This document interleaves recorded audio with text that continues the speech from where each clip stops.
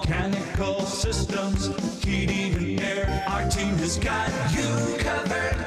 Maintenance, service, installs and repair. Call us when you need comfort. Online at tmschvac.com. The Mechanical Services Company.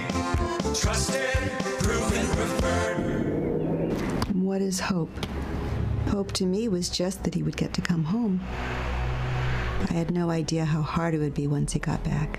I wish she'd stop drinking so much. She thinks it's helping, but it's not. I hope she sees that soon. I act like I don't care if he comes to my games, but I hope he does. I used to hope he'd find happiness again. Now I hope our marriage makes it. I hope Grandpa will get help. He thinks it's too late, but it's not. With everything that he's going through, I hope he sees a counselor. I just want my brother back. I hoped he'd get help. Stop hoping things would get better on their own. He told me to stop asking.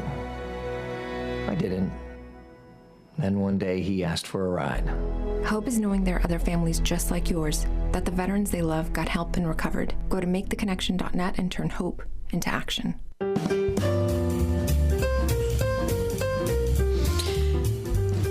We're always thrilled to talk to Tim and Kathy Keller. They join us on a monthly basis here on The Ride Home. Kathy being a veteran, a native, I would say, of the city of Pittsburgh. Yinzer. Tim from the other side of the state in Philadelphia, which sadly, we overlook it, but we love him because and in spite of it. Both things. But it is an old Pennsylvania show. It is an old Pennsylvania show. It's a Keystone special. Tim and Kathy Keller founded Redeemer Presbyterian Church in Manhattan back in 1989 when they were young bucks and had 3 young sons. And for 28 years, Tim led that congregation and did a ton of writing, a ton of speaking, has made a huge impact, not just on his church, the growth of his local church, but also on John and I and millions of other people. We're so happy that we've had an opportunity to get to know both of them and welcome them back to The Ride Home today. Hey, you guys. How are you? Thanks Here we are. so much. Thank you for having us. Yeah, it's our pleasure. Hey, we'll talk about, Easter theology in a little bit, but I was showing Kath a photo on my phone of us as a family, and I wonder if this is you guys. So I grew up, as a little kid in the 1960s, and my parents were as blue collar, but there we are on Easter Sunday, and all 7 of us kids are dressed to the nines. I mean, the girls in dresses with jewelry, with hats on. The boys, I'm like 5 years old. I've got a little red blazer on. My brother with a blazer wearing a fedora. This was the style. I mean, this is what, we grew up with. Tim and Kath. Kath, did you grow up this way in Pittsburgh? Oh, my goodness sakes. My dad took pictures on emergent occasions, Christmas, Easter, birthdays, that sort of thing. And my mom was a great seamstress, so she would make identical outfits for the 3 of us girls. And then my brother came along, and he'd get a little vest, and then there was another sister at the end. And we would all line up with our Easter baskets and our hats and our matching dresses.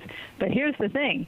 With our snowsuits on, because it was always knee-deep in snow. And so you could hardly see those lovely dresses that my mother had labored over because there was so much snow. I mean, I think maybe it was a couple of times that we actually had sunny weather, but mostly it was in the snow. Yep, that is true. Tim, what was Easter like for you growing up? Yeah, Eastern Pennsylvania, it's interesting. Western PA's got more Presbyterians and Catholics because you have Scots Parish and Eastern European immigration. And Western PA. Eastern PA is more German and Italian, which, by the way, my father was a Keller, obviously, and my mother was Italian. My grandfather was an Italian immigrant. We went to a Lutheran church, and Easter was a big deal. No bonnets or dresses or anything like that. However, it was really it was a lot of fun. It was a little Lutheran church at the top of the mountain. It's called Summit Lawn, And Easter was a very, very big deal for us, yeah. Excellent. Okay, so here's the weird thing. Kath and I were talking about this.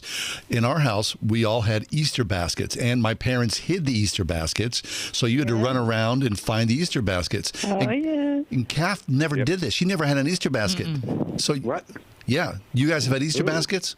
What? Oh, yeah. And hiding them, finding places to hiding them. Yeah, me too.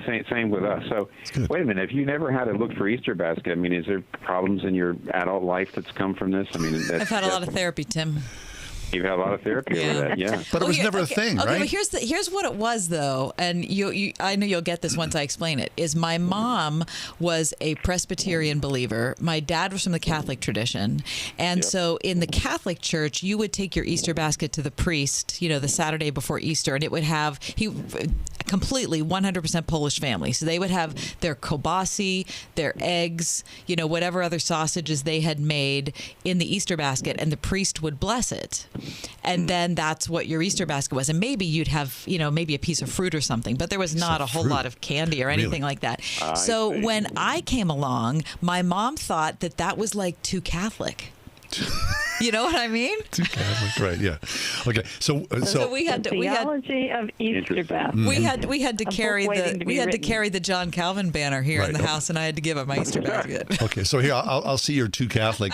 My mom had a younger sister, who all of us kids thought was an old maid. She probably was 27 and had not yet been married. Right. So we always felt bad for Aunt Patsy. But Aunt Patsy, because she wasn't married, always gave us like special things for Easter. One year, and this has been like 50 plus years ago, one year she gave me a chocolate revolver. Which, of course, for a 6-year-old, it's the coolest present in the history of the world. Who doesn't like a chocolate gun? The imagery of putting the chocolate gun in your mouth is just no.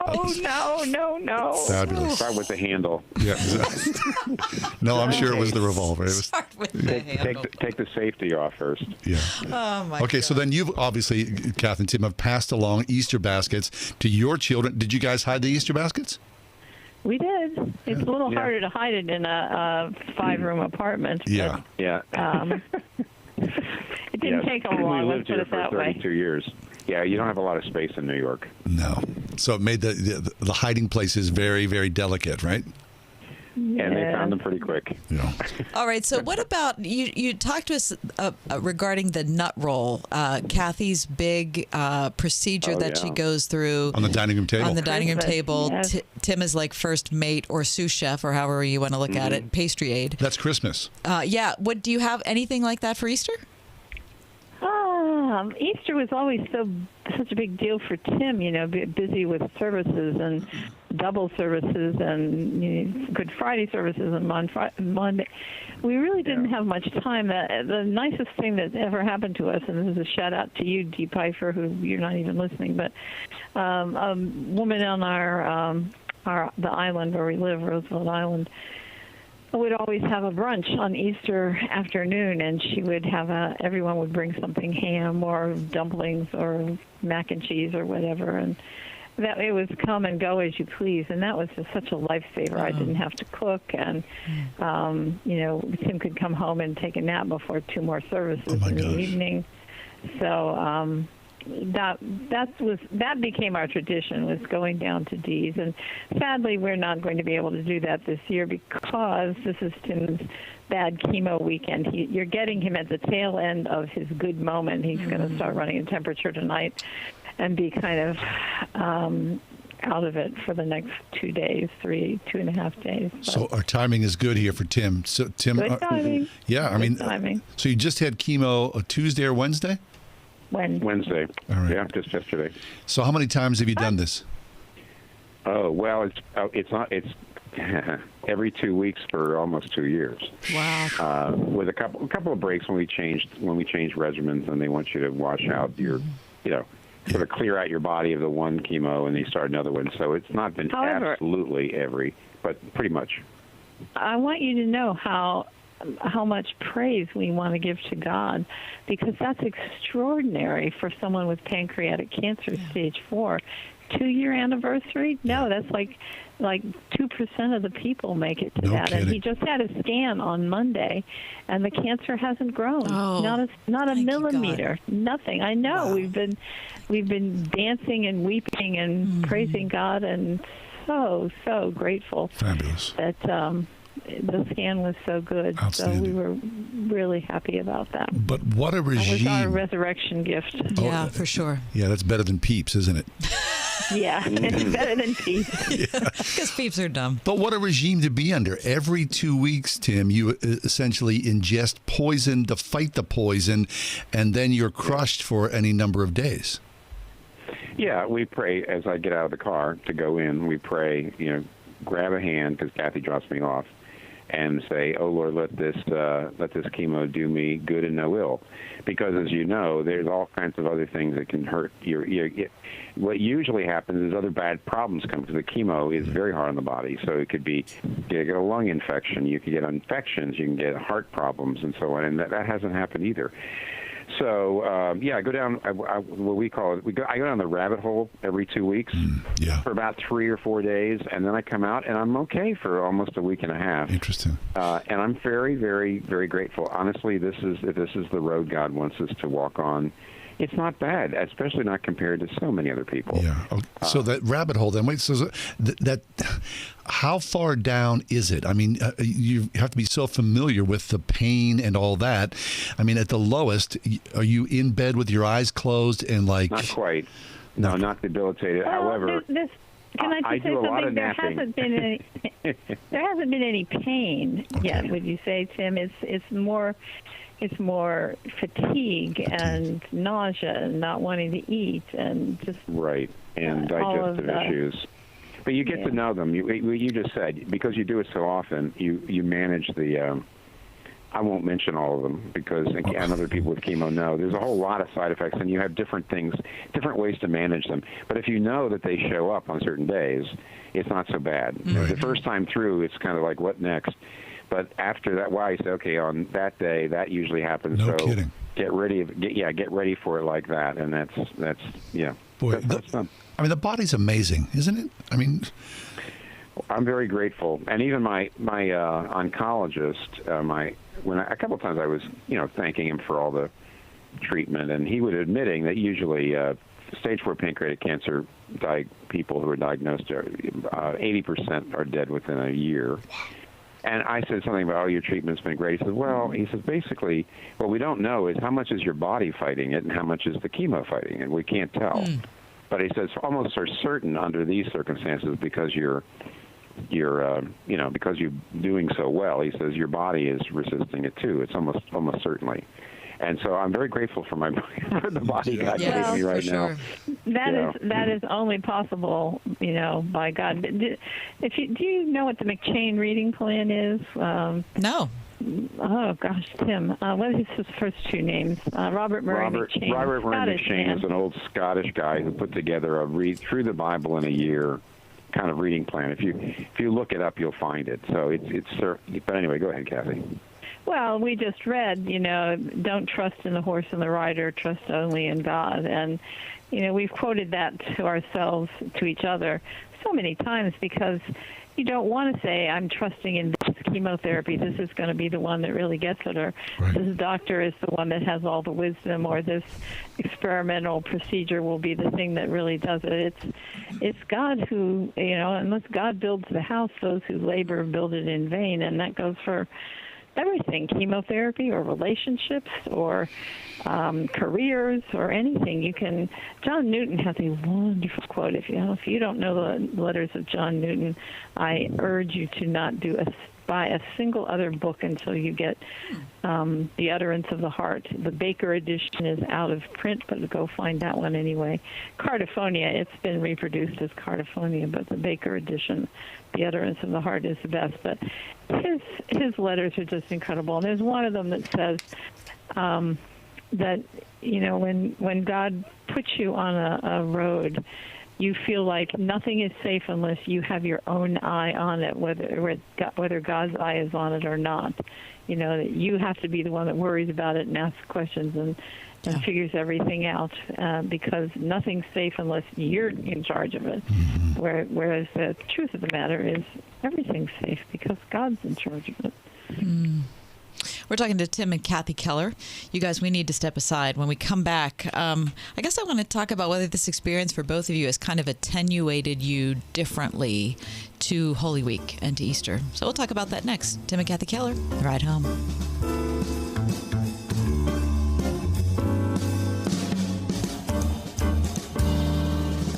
Spring is in the air. Spring is everywhere. Hi, it's me, Marcia from the Spring House, and spring is a great time of year on both our farm and our store. It kicks off with farm tours, and we just love sharing our farm with all those precious young folks. Graduation party season and wedding and shower season start up now, too. So my sister Jill and her catering crew are on the road in our red Spring House vans almost every day, delivering homemade country cooking to families all over the Tri-County area.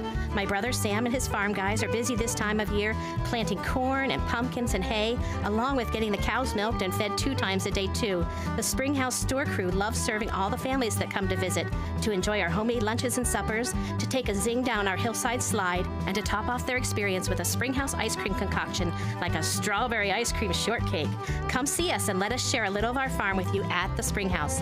724-228-3339 or springhousemarket.com. I think we've all been sold the bill of online school. That, you know, you can do it online just as easily as you can do it in person. Same thing. Right, it's the same thing. Same I mean, quality. you can access the same teacher, you can access the same experience. It's really fine. We all know that's not the case. Right. There's a huge difference being in person in a room with other individuals and doing something digitally.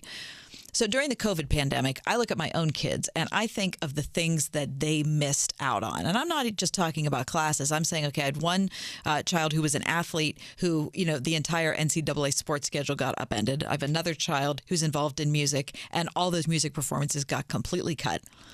I'm happy to tell you that over the last 3-4 months, I just feel like we're coming up, you know, out of this horrible haze we've been in. I've been able to see sporting events and I've been able to go to live concerts. And it just reinforces in my mind how important those extracurriculars are when you're talking about choosing a school for your child. Because community matters.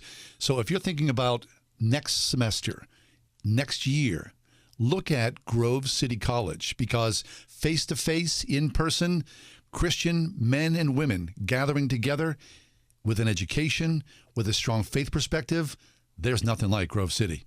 Look online, gcc.edu. That's Grove City College, in person. Ask Alexa to play the word Pittsburgh to hear us there. We're on your Google speaker, too. Plus iHeart, TuneIn, and on Odyssey. 101.5 WORD-FM, Pittsburgh. You've been unfairly shut out from the housing of your choice. What can you do? In Pittsburgh, you have the legal right to rent or buy whatever you choose. No door should slam due to ignorance or discrimination. Pittsburgh is a city of vibrant neighborhoods. Let's make sure Pittsburgh is the most livable city for everyone. Contact the City Commission on Human Relations for help opening those doors.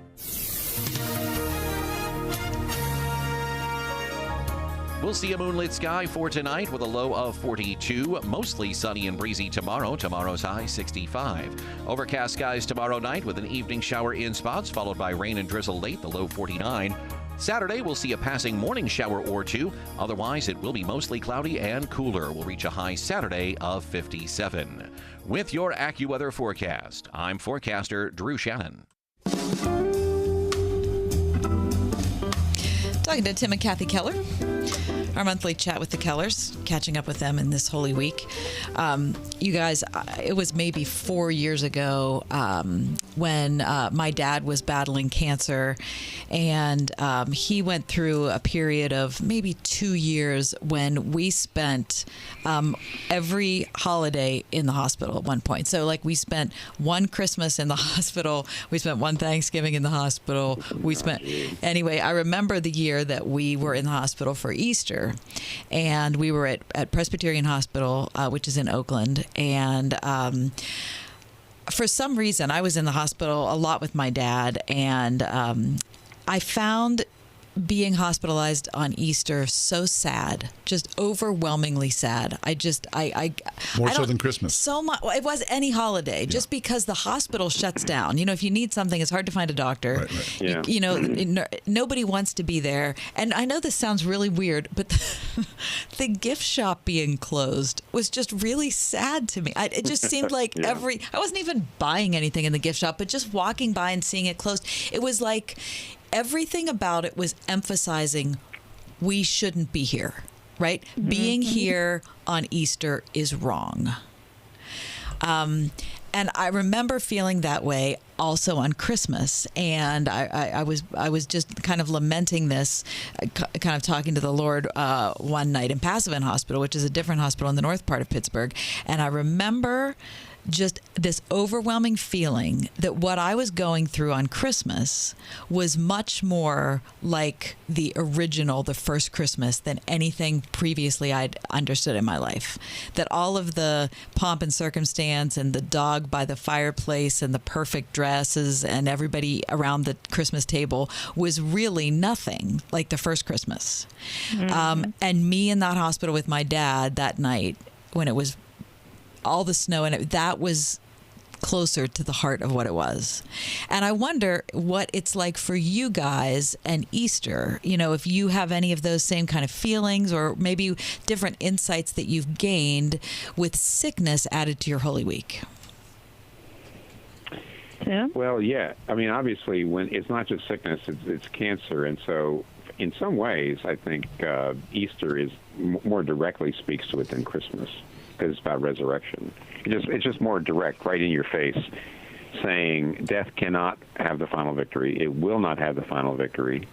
It's physical death for a Christian is only a temporary separation from other people, and for the person dying, it's actually an entrance into glory.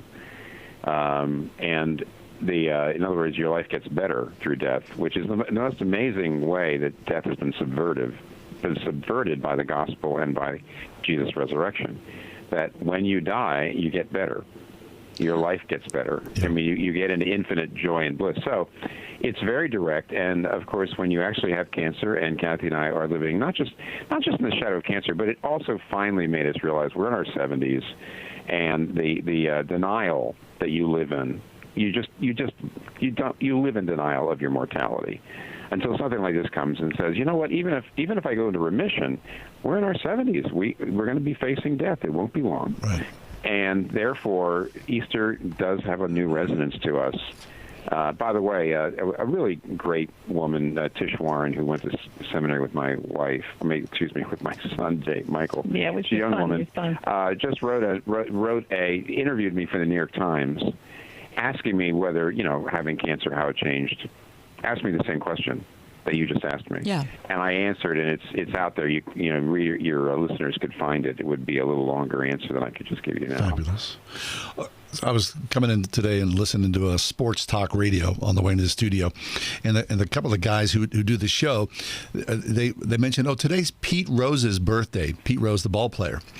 He's 81. They were saying. And so these are, a couple of guys who've been around sports, baseball for many, many decades, and apparently they knew Pete Rose. One guy was going, yeah, Pete Rose is 81. I wonder if he's as miserable on his birthday as he is the rest of his life. And they were like, crushing on Pete Rose. Apparently they've, had firsthand experience with Pete at his locker. And, it's kind of what you're saying, Tim. You think about somebody who's 81 and you think, man, if you're not engaged and grateful at 81, then I guess you probably never will be. So, you look at yourself, and of course, Kath, you as well. I mean, we're all of us, kind of staring something down here. It's coming, it's coming, it's coming. So, especially, with, a cancer diagnosis on your doorstep, does that, Tim, do you wake up every morning and are you zippity doodah, or, you're just wrestling through this with everybody else? Kathy? I can't speak to you. I know that your prayer time has been much more intimate since the cancer diagnosis. So has mine. But I have a long, long history of hospitalizations. When you were talking about spending holidays in the hospital, I think I've hit every one. In fact, I just had a phone call about 2 minutes before we got on with you, saying that I did not need to be hospitalized over this weekend, that they had found an oral medication I could take. Oh, great. Because last year I had the same infection, and it was an IV. The only medication I could take was an IV thing. I was spent the 4th of July in the hospital, and let me tell you, that's when the new interns are there, and there's nobody around who knows anything. I knew more than anybody who came in. It was very frightening. But the point is that we all know this isn't supposed to be the way it is. I mean, death and disease, but it's not going to have the final word. So when we wake up, this has pushed us into being much more realistic about what the world is about. It's not about vacations and holidays and reading a good book with a cup of tea, all the little pleasures that we assign to ourselves to make our day pleasant. God has much bigger plans. I mean, C.S. Lewis has a wonderful image about you call the plumber to come in and fix the drains. And after a while, you notice he's knocking out a wall and he's putting up a turret and he's adding a drawbridge, and you think, wait a minute, I just had a few little things I needed to have fixed. But then you realize he's not just the plumber, he's the king, and he's making a castle because he plans to come and live there himself. And you get the metaphor. But you ask God to come into your life to fix a few things, and then you realize that he's planning on making you into a new creature, and you may or may not have expected that. But it's his mercy.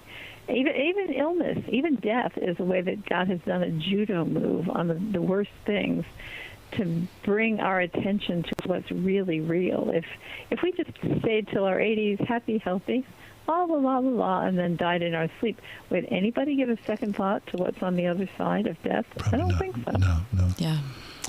Speaking of C.S. Lewis, he has just really helped me. I think the genre of fantasy or sci-fi or whatever it is, it's the only way that I think I can get at some of the concepts of heaven or the afterlife or the possibilities of it. And when I read The Last Battle, which is the last book in the Narnia Chronicles, to me, that was just it's just so many beautiful, beautiful things about it. And I bring it up thinking about you guys and wondering if this experience has changed or altered or expanded your view of what heaven is like, or what the new earth would be like, or what your thoughts are about that. Tim, I want you to answer that, but before, since you brought up Lewis, I love The Last Battle, but Peter Kraft said that what he hoped he thought about when he lay dying, I've adopted his thoughts as well. Have you read Paralandra? It's the second book in the Space trilogy. I just went back and read it last week again. The coronation scene at the end is just, well, I hate to say this, such a cliche. It's to die for. Yeah. I mean, you're ready to die when you read that. Bring it on. I want to be with the Lord, because I don't think anyone speaks more eloquently of heaven than Lewis. Yeah, I agree. Makes it more of a reality. If you haven't read Paralandra, don't let the sci-fi-ness of it put you off. Please go read it. Read it. It wouldn't hurt to read the first book first. Yeah, it makes a little more sense. Well, the Psalms talk about, you don't even realize they are talking about the new heavens and new earth, but there's some places where they are. There's one space particularly, which is Psalm 96, where it says, "Then shall the trees of the wood sing for joy before the Lord, for he comes to judge the earth. He will judge the peoples with righteousness and truth." Now, when he says he comes to judge, it's talking about the second coming. Coming back and making everything right, getting rid of all evil, all suffering. And now, is that just metaphor when it says the trees of the wood will sing for joy? I'm not sure it is just metaphor. I don't know that it's just metaphor. Yeah. I would what I like to think of, if the trees are going to be able to sing, what will we be like? And so I think what it means is that this world, with all of its beauty, and I mean there are just so many aspects of this world that are just unbelievably gorgeous. It's one of the reasons why so many people believe in God. They look out there and they say, man, I can just sense God here, or God behind it. No, and yet, Psalm 19. this is it's just a shadow of what it's going to be. I mean, this is like a crumpled photograph of itself. And when I think of it like that, wow. If this is the world God gives to his enemies, can you imagine the world he gives to his friends? I've never heard that. I love it. That's good. Oh, I love that. So if the Stones will cry out, if the Stones could cry out, then, I mean... What's coming our way? Right. Yeah, that's good. That's right. Well, Tim and Kath, thanks. I mean, we always look forward to having you guys with us, and, we just kind of roll downstream together. So we appreciate your time here with us, whether we're talking about, getting dressed up as kids for Easter or Psalm 19 or C.S. Lewis. It's always a pleasure to connect with you. So thanks. And for Kath and I, have a wonderful Monday, Thursday, a good Friday, and of course, especially a celebration with your family on Easter Sunday. Thanks so much. Thank you. Thanks for having us. Yeah, love you guys. Hello, Pittsburgh. Bye. Bye. There she goes. The Yinzer, Kathy Keller. The ends are made good. Yep. Tim Keller, Kathy Keller, of course. I mean, please do yourself a favor. Go read. Because, I mean, it's such a wealth of incredible things that they present to us. We're fortunate to have them here in our faith. 101.5 WORD. Grace is neither permissiveness nor leniency. Grace is neither free nor cheap. Grace cost God the infinitely precious blood of his Son. Dr. Michael Youssef. And that is why God said, on the basis of